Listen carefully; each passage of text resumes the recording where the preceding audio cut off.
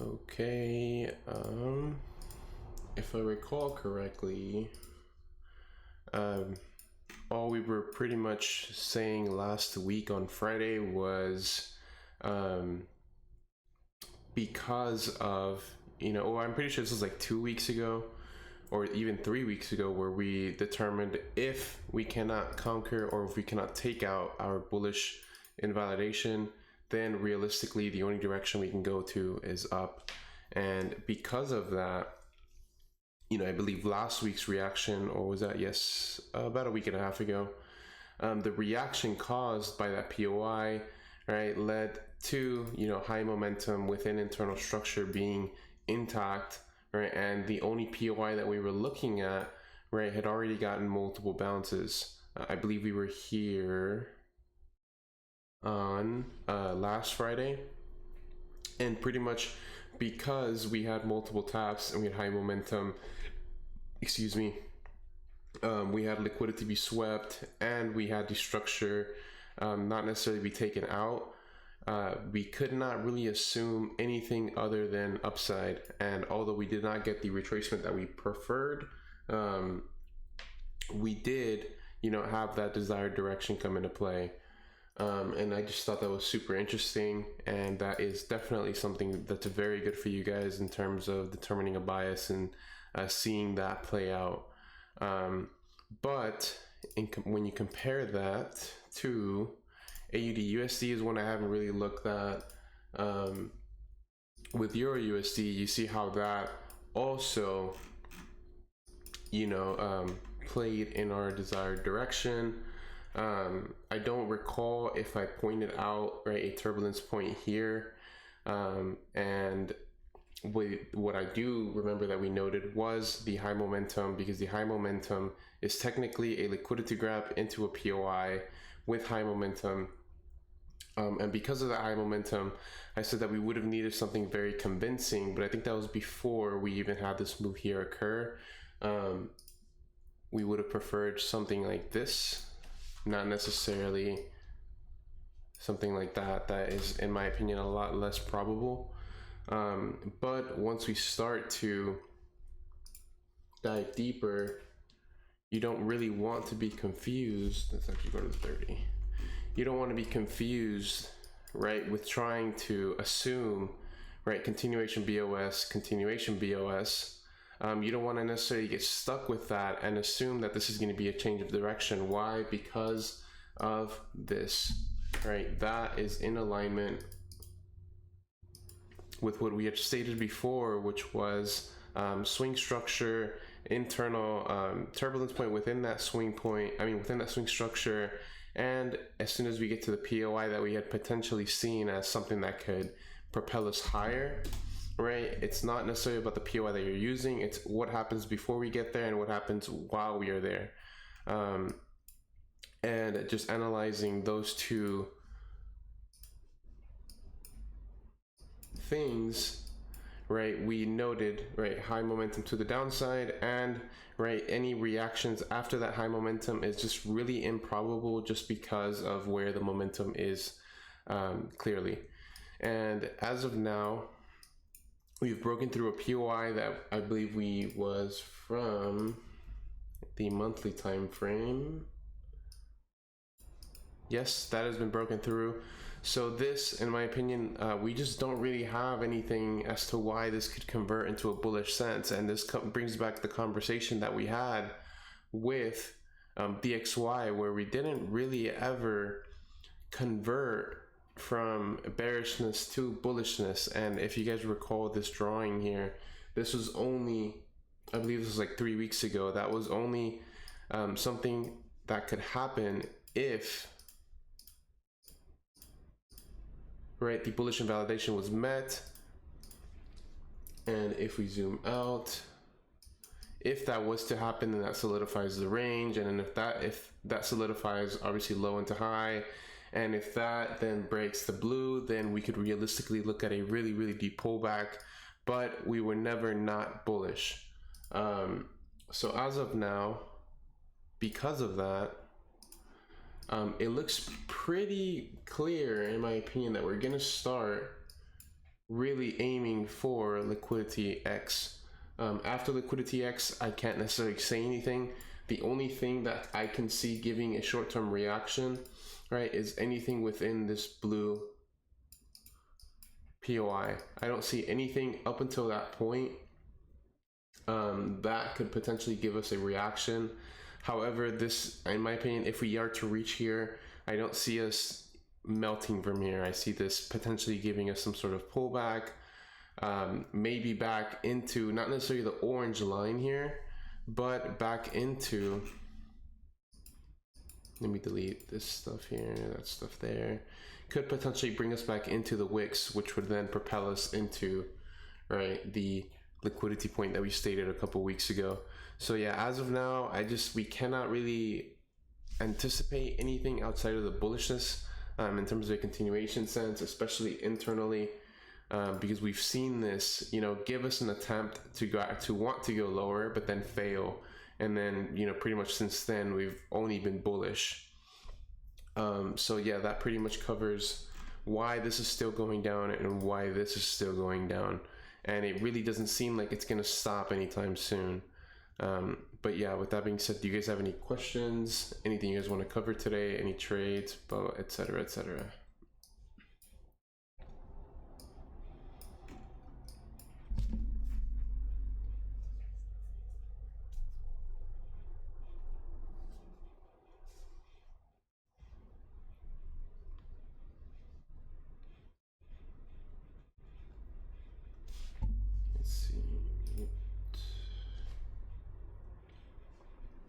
Yeah, not really much to talk about today because pretty much what we had anticipated last week happened, just not at the degree that we expected it to. We didn't really get that pullback from last week. I mean, that we wanted last week. But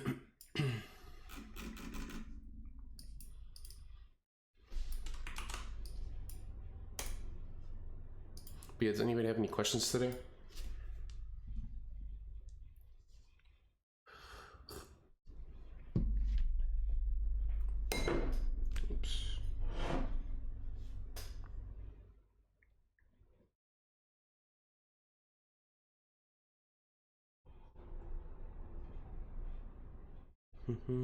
I'll give this like, I don't know, I'd give this like 15 minutes if you guys have anything.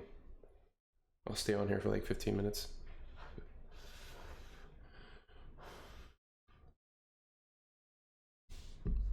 Actually, hold on, there was something I was watching yesterday.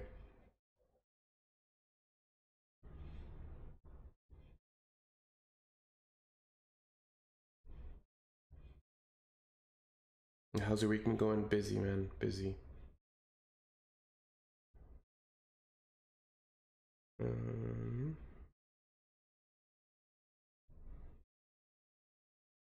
Actually, let me see. I want to see if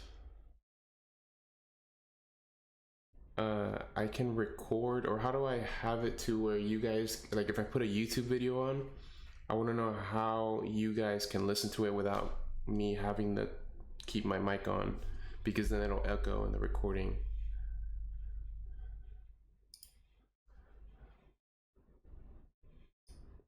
I don't know, bro. I don't really look into that.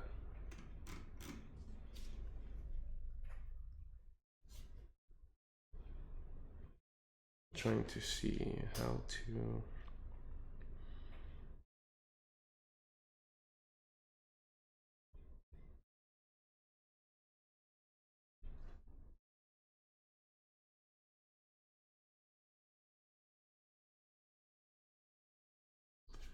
Click the advanced tab.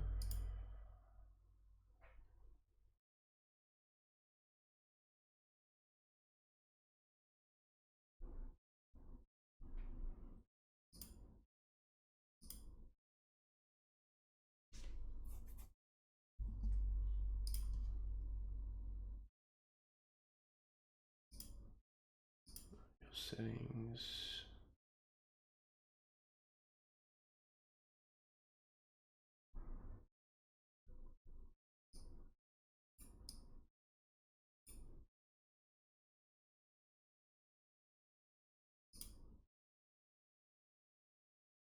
Hmm.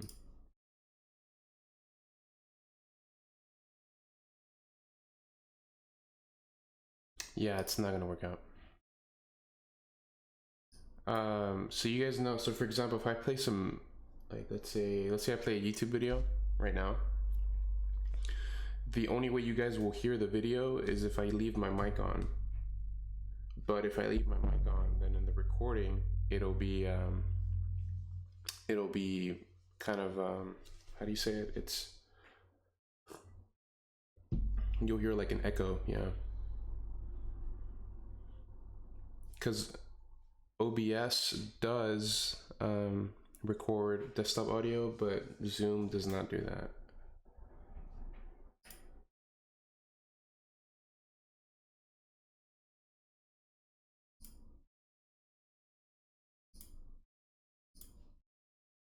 Yeah, I don't have that option.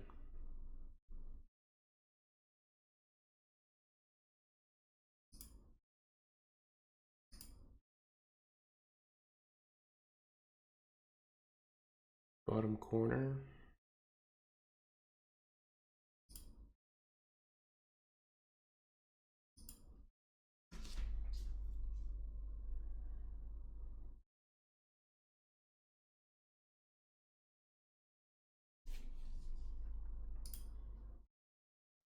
Yeah, Frodo, when you click on a like share screen before the green button is normally in the bottom corner or something, they should have like a share audio box that you can click.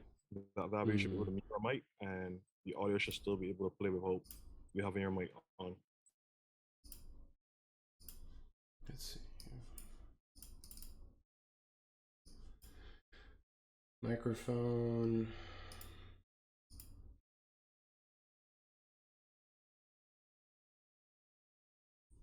Suppress background noise.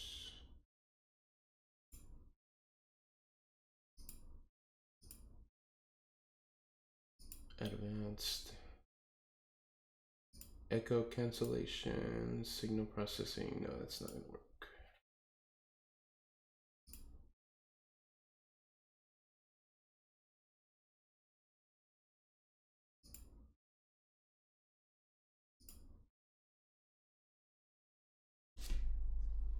Yeah, this is not gonna work.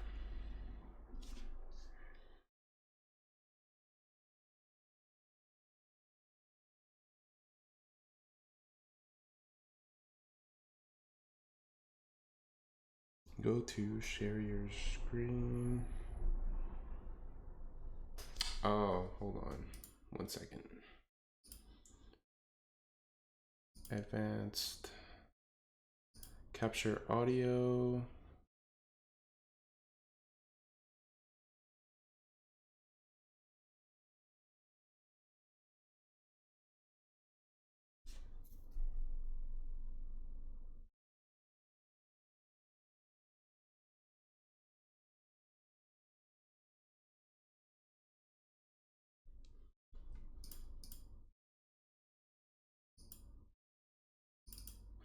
Let's see if it works. 1 second. Let's see if it works.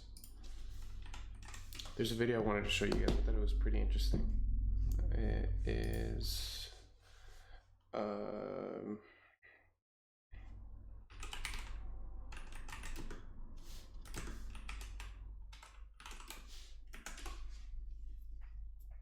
this. All right, I'm gonna open the chat. Show me, tell me if you guys can hear it, and I'm gonna mute myself. He's a kindly old guy, which is pretty much exactly what you'd expect, and you know, he's a careful craftsman, and he likes kittens, and you know, that's always a good thing. And he has some fish, and you know, he's good at making things, and he's got a sense of humor, and he's kind of playful, and so he's the good father, fundamentally. No, can't hear.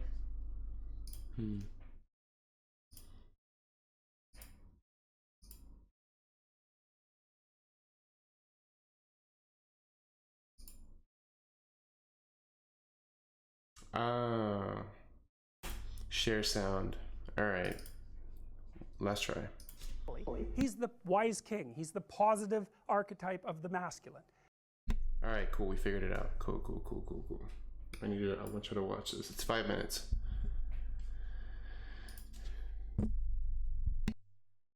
Well, so then Geppetto shows up, and he's a kindly old guy, which is pretty much exactly what you'd expect. And you know, he's a careful craftsman, and he likes kittens, and you know, that's always a good thing. And he has some fish, and you know, he's good at making things, and he's got a sense of humor, and he's kind of playful, and so he's the good father. Fundamentally, he's the wise king. He's the positive archetype of the masculine, and that's what he is. And so he's culture in its positive manifestation, and he gives rise to this creation, which is his puppet, which is what culture does, because you're a puppet of your culture, you're a marionette of your culture. And so maybe you could be more than that. And that's the other thing that's strange about this movie, and it's strange about the mythological way of looking at the world, because scientifically, deterministically, there's nature and there's culture, and you are the deterministic product of the interaction between nature and culture. There's nothing else to you than that. That's that. But the mythological world doesn't say that. It says something different. It says that there's nature and culture, and then there's you, and the you that's in there has choices and a destiny, and that you actually affect the interplay of nature and culture in determining your own character. And it insists upon that. The oldest stories we have, there's always the hero and the archetypal mother and the archetypal father. There's always those three things. There's never just two. So from the narrative perspective, there's always the implication that there's something autonomous about the hero of the story. And you know, you can't account for that. We don't have a good way of accounting for that from a scientific perspective. I was having a discussion with Sam Harris the other day, which was very,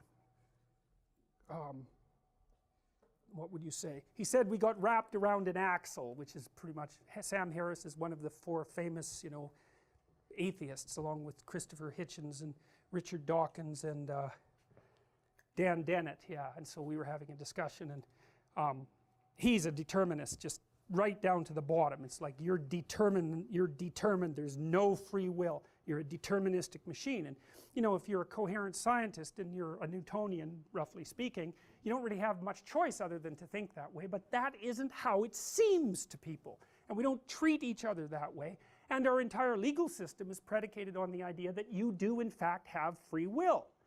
So, well, can we account for it? Well, no. And do we have a scientific model for it? No. But then I would also say we do not have a scientific model for consciousness. We don't know a damn thing about consciousness, which is why Dan Dennett's book, which was called Consciousness Explained, was referred to by its critics as Consciousness Explained Away, which is exactly right as far as I'm concerned, because he took a mechanistic approach, and I just don't think you get to do that, because there's something really weird about consciousness. I mean, the phenomenologists like Heidegger, who tried to radically transform Western philosophy right from the bottom up, he basically said, well, you know, you can treat the world as if consciousness is primary, and that human experience is reality, that's reality, and that it doesn't exist independently of consciousness in any explicable way. It's like, well, what's out there if there's nothing to experience it? Well, everything at once. It's something like that.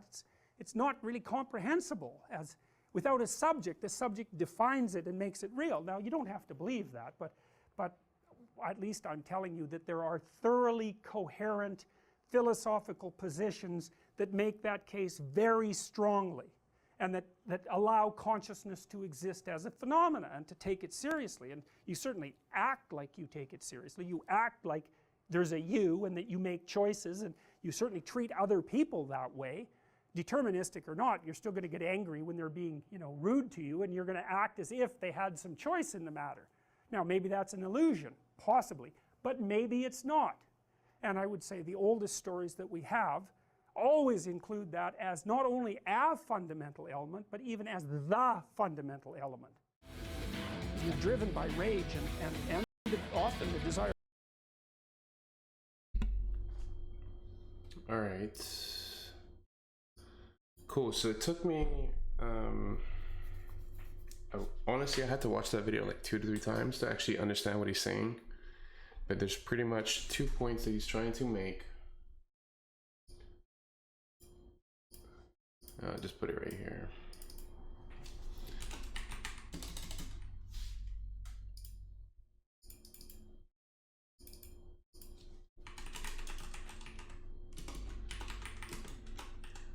free will. You can choose to believe one, you could choose to believe both, even though they kind of contradict themselves. But what do you guys think?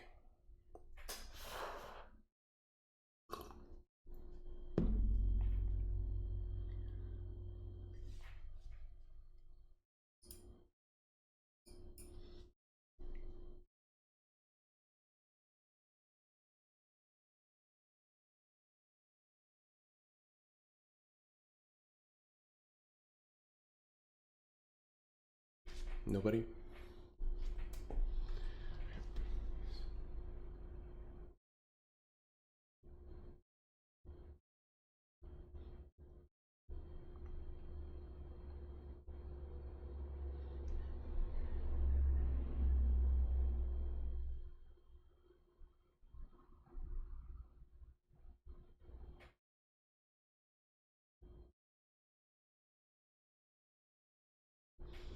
What was your takeaway from that talk? What was the point that he's comparing determinism to free will? Determinism is the fact, or not the fact, but it is the idea that everything is determined by predetermined or by things that have already happened, whereas free will says that you have the ability to do whatever it is that you want. Just that's like the summary there.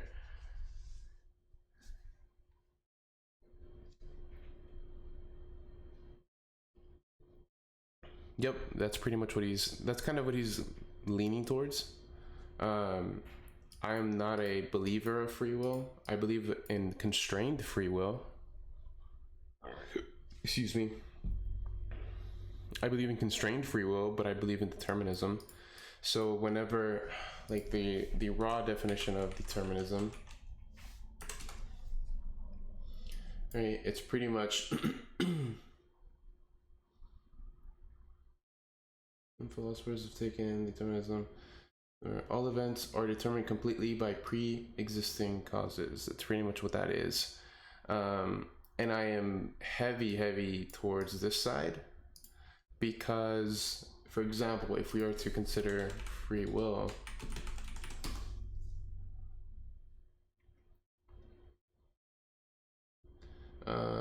independently, that we make decisions independently of any prior event.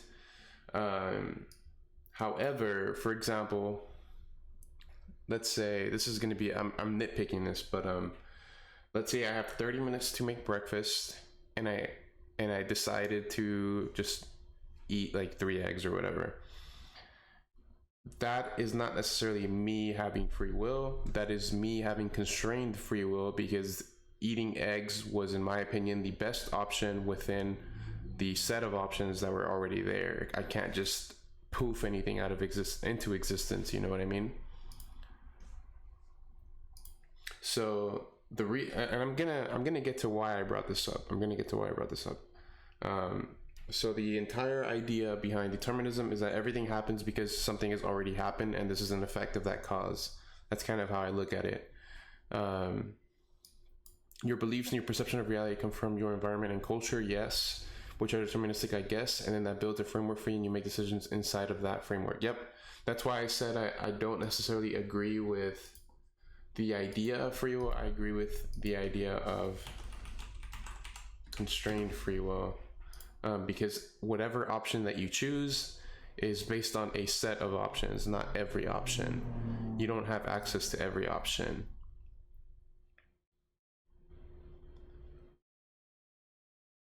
Yeah, and that's why I lean towards that. And the reason why that's very important is because I'm actually going to get the definition over here.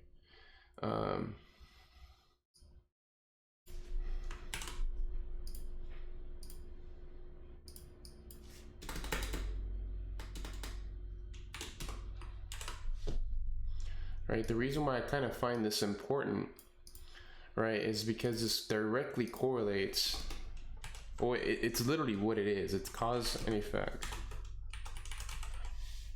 It's cause and effect, right? And you can literally apply this to almost anything, but I'm obviously going to try to connect it to anything within our what we're doing here, which is trading.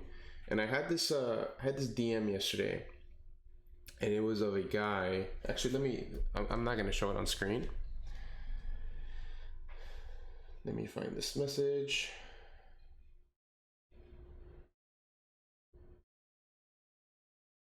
And this is by no means am I trying to bash or do anything like that, but good morning, sorry to bother you, I have a little concern, blah, blah, blah, etc.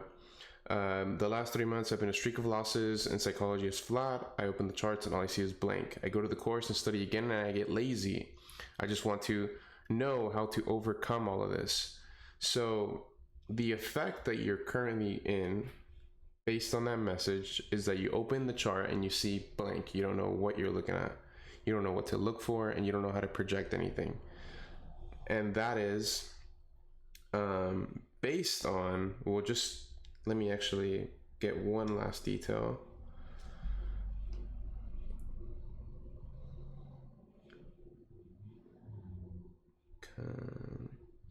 One second. And this has been a member since September of, it's been a year. It's literally been a year and 6 days. And I received that DM and I was super confused because in order to kind of resolve an issue, in my opinion, you got to really run through it. You got to understand what it is, and then you got to see what the cause of that was. So what he is telling me is that he sees the chart and he sees blank, and he's always been afraid to ask for help because when he joined, he was winning, and that's the reason why he was shy to ask for help. I don't know. It doesn't really make much sense to me. He just needs some advice on how to overcome this. So the place that you're in right now is completely determined by the actions that you have done. I have never received the journal from this individual. I have never received a message from this individual. I have never seen this individual in the chat. And he's telling me now that when he opens the chart, nothing makes sense. So how are you expecting to be able to see a favorable outcome if you aren't necessarily putting in the work? You see what I mean? So when I try to apply the idea of determinism, he is where he is today because of the decisions that he has made, whether it's yesterday, last week, last year. And it has to make sense, you know what I mean? And I don't really want to rant on too much here, but what I'm getting at is this individual is where he is because he has not put in the time, he has not used the resources that were given to him, and he has wasted time. And that could easily be applied to anybody else, not only listening to this in the group chat right now, but listening to the post recording after it's obviously posted on the website. And it does not make sense to me. If you have the resources within the group, you've already paid for the group, you don't use it, and then you expect me to give you some advice as to why things are not working. So it does not make sense. Do you see what I'm saying here? Do you guys get what I'm getting at here? And by no means am I like feeling some type of way about it, but it just doesn't make sense to me. You paid for this. You were given the resources. You've seen it work for certain individuals. You don't use them. You neglect them. And now you expect me to fix XXX. You see what I mean? It's very, very hard for me to be put in that position because now I'm given all of the responsibility wherever you have not taken any of it for, X amount of time. So I guess for the people that are listening to this, and another perfect example is it's apparently really hard to follow directions. Let me change screen.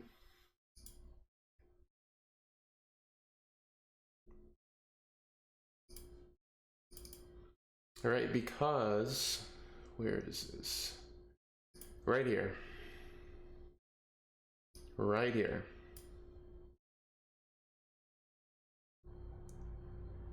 Post any losing trades and follow up with any explanation as to why you lost your trade. Yet, when I open the section, one, it's not used much, but I see a favorable outcome. I think I see another favorable outcome. And I don't necessarily see the directions being led to or being shown. I mean, I don't see the directions being shown that were presented here. So it's kind of, I hope you guys see what I'm getting at with this, but 1 second. Is every event that you are in today is completely determined by everything that has already happened before. And if you cannot follow directions yesterday or the week before or the month before, then how can you expect something to be coming to fruition today? Well, no. I mean, no. That's a different thing. I don't care if you use the Discord or not. That's 100% up to you, right? But just don't expect more from me when you don't put in your side. You know what I mean?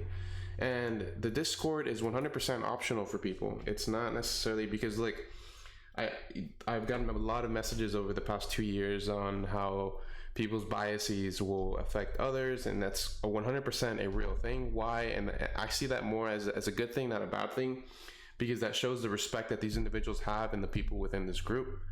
So I don't necessarily see that as a bad thing, but I see why it happens. That's why I don't necessarily push you guys to be active on the Discord. And for a long time, I even debated that people that just joined should not even be able to access the community chat. But I thought that would get some backlash, so I never really went through with that. But yeah, the main point is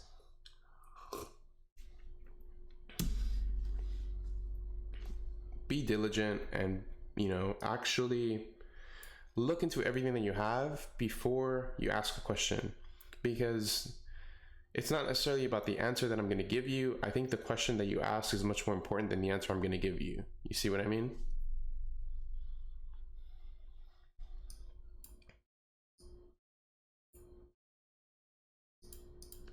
But yeah, kind of took that a little bit out of context, but main point is cause and effect. The effect of today is caused by the effects of yesterday, last week, last month, last year, last decade. And you can only play cards based on the options that you're dealt with today. So making that favorable decision is obviously 100% based on you and being actually, how do I put this? And being diligent of, you know, whatever the secondhand effect would be of that cause or of that option.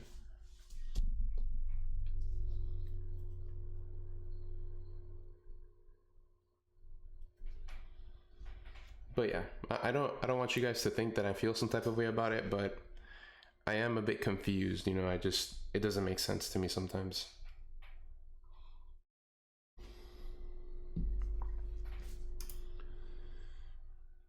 Cool, but does anybody have any questions concerning that? Because I think it's something that's cool to look into.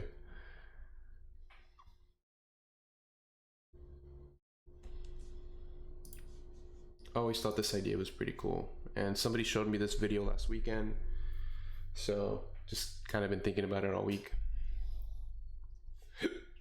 Excuse me. And then you can obviously dive deeper.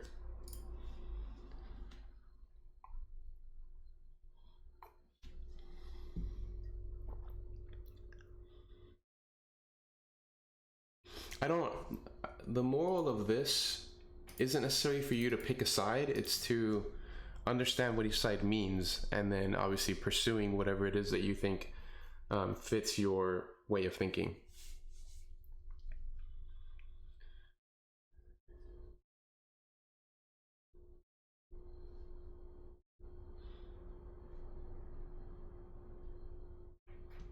Yeah, I mean, if you have the resources, it doesn't even have to be with this, it could be with anything. If you have the resources to do something, you don't use them, then it's not necessarily rational to expect a favorable outcome, because it's not necessarily as probabilistic if you would have used whatever it is that was already given to you.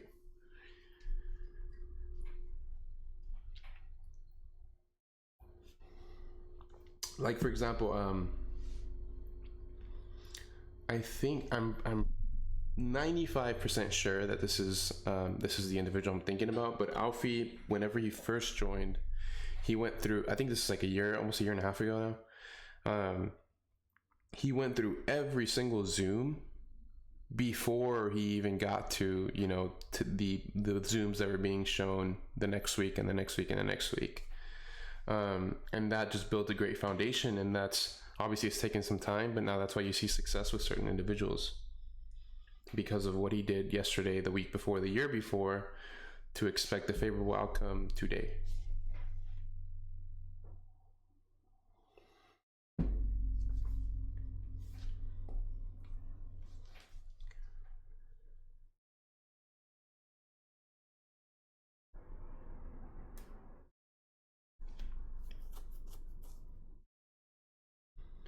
But yeah, literally just make it make sense.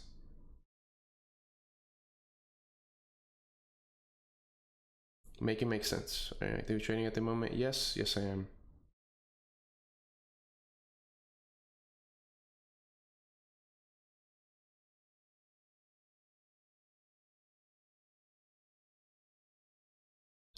I had to stop wanting microwave success and rush in the process.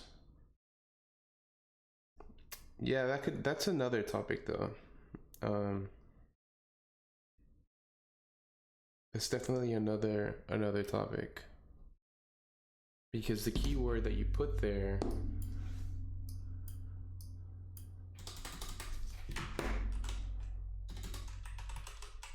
success. What is success?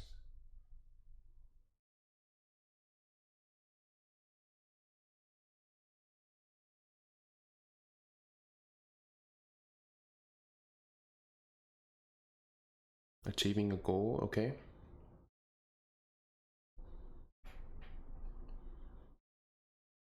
Anyone else? What is success?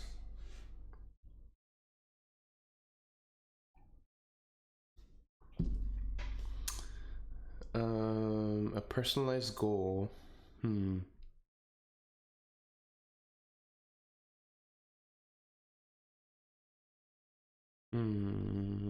Okay, I'll take that.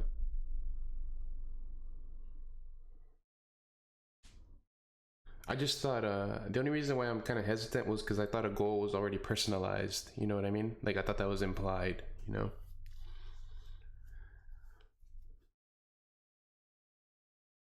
But yes, so achieving a goal was probably the simplest way to put it.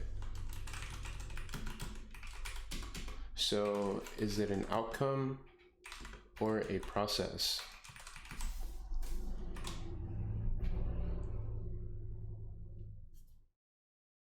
Is success an outcome or a process?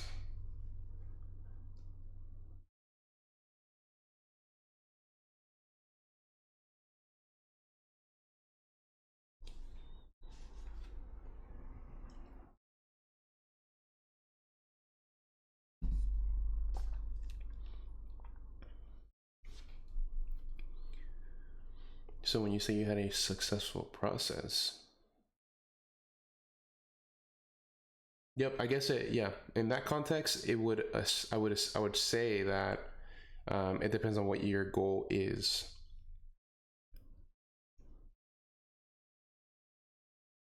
Outcome. You see, I would argue that success is a process, because achieving a goal is an action.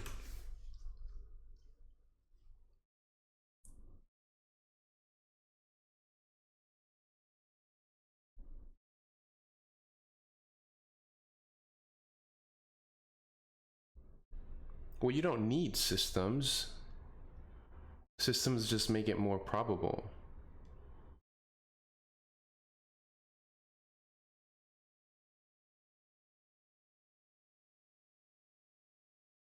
For example, people will say, I will be happy when I have 3 kids or a house or a nice car. I will be successful when that happens. So what happens if you don't feel successful once you do have that? That's why I see success as a process and as an action. Success is not what you necessarily get, it's what you're doing to get it. You see what do you get what I'm saying? Hopefully I didn't tongue twist that.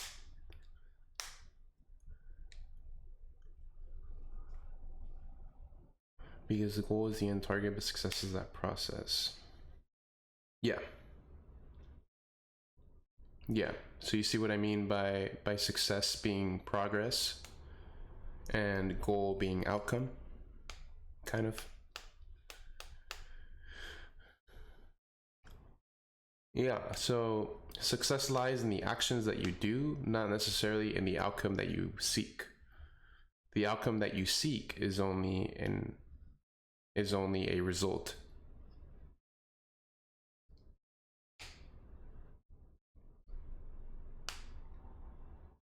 Yeah.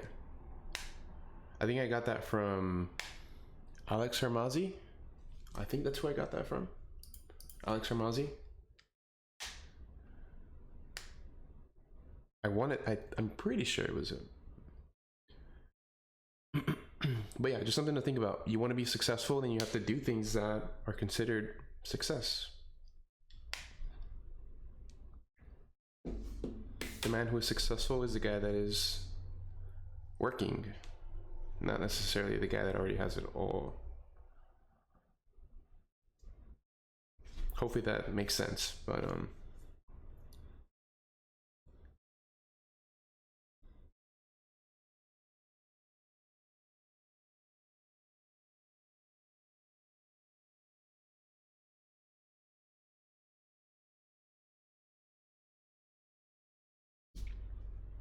cool. But I think that's A.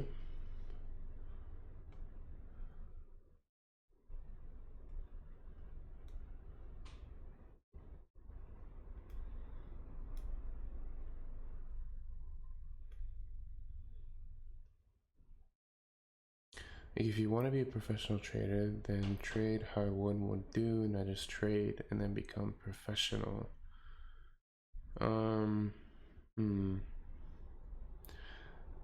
I wouldn't put it like that. Like what I'm saying is to focus on process, not on outcome. So I guess, yeah, I guess you could put it like that.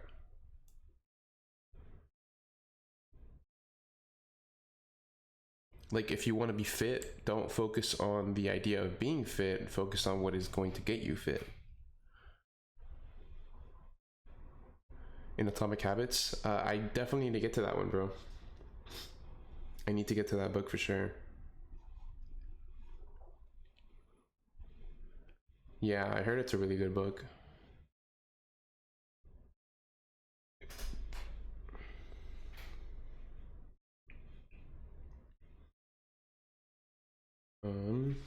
Deep Work, that's a good one.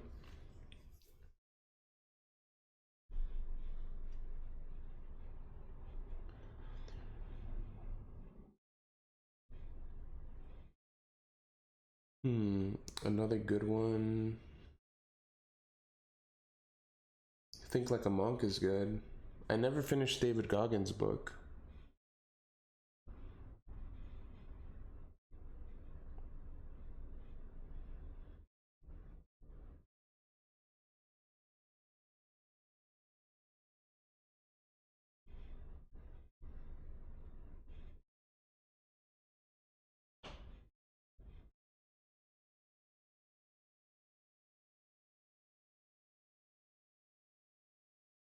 Something that I also, yeah, Think Like a Monk. That one's pretty good. It's good.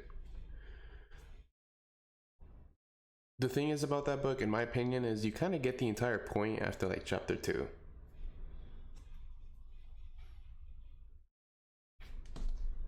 You kind of get the entire gist of the book. Something I do want to look into is reading books on money. Something I haven't done.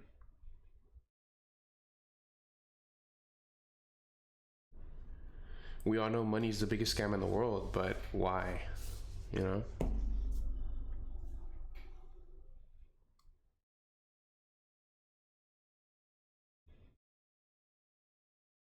I don't know what chimp paradox is.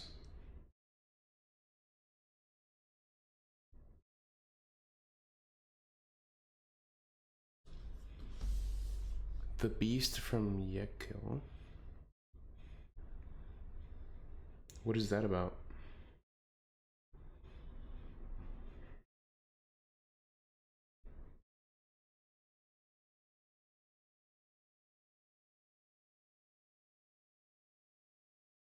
Ah, it's about the Federal Reserve.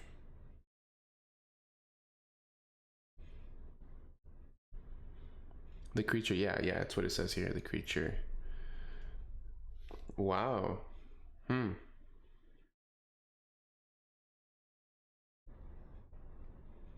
Books on Fed corruption. Meltdown, License to Lie. License to Lie, what a title. Corruption in America, Corruption of Capitalism. The Great Deformation. Yeah, I'll definitely look into it. There is this one book that Patrick Bet-David recommended, but I forgot which one it was.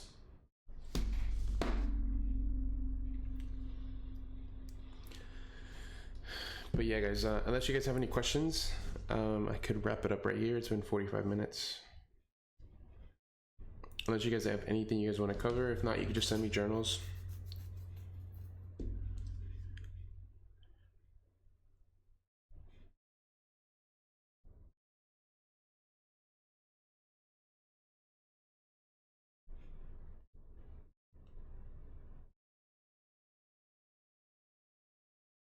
Yeah, I mean, the thing is that's kind of the point of journals. At first, you probably won't be able to see things, but over time, you'll be able to really fix your losses. And I guess that's the one cool thing about, I guess this method is, this is something I saw a couple of weeks ago, but I hate, you guys know I hate this, when people say that this is how the market moves, which is completely false. It's completely incorrect. But that misinterpretation comes from the idea that we have pretty much titles and we have confirmations for every single move that has occurred. And that gives you kind of an even playing field when creating a model, because you know exactly why things happen. Even if you cannot predict them, you can understand why they occurred. And I think that's really a big edge when you're trying to build a model.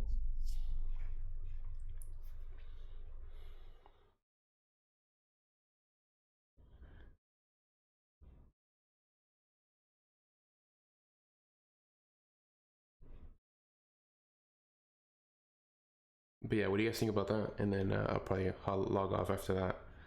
What I said was the idea that this method is how the markets operate is completely false, but there's a title, confirmation, and concept for every single idea that is given within the market, or every single move that is given within the market.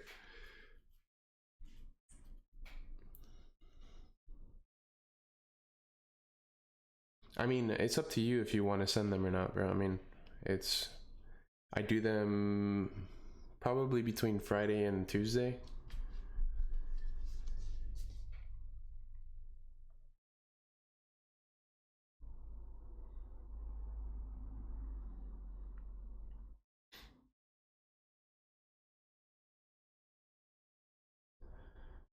But yeah, if you guys don't have any more questions, I'll probably cut it off right here.